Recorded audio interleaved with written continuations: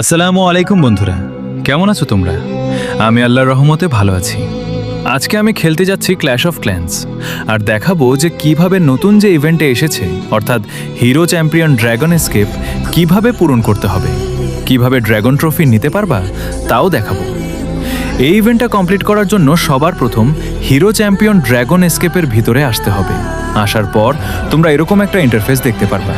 আর এই ইভেন্টটা পূরণ করার জন্য তোমাকে 38টা স্টার নিতে হবে। স্টারগুলো নেওয়ার জন্য তোমরা এখানে 13টা স্টেজ দেখতে পাচ্ছ। এই 13 ট্রাস্টের থেকে প্রত্যেকটায় 3 স্টার করে আনতে হবে, তাহলে তুমি ড্রাগন ট্রফি নিতে পারবে। আর স্টারগুলো নেওয়ার জন্য তোমাকে এখানে যেই 13টা বেচো আছে এগুলোতে অ্যাটাক দিতে হবে।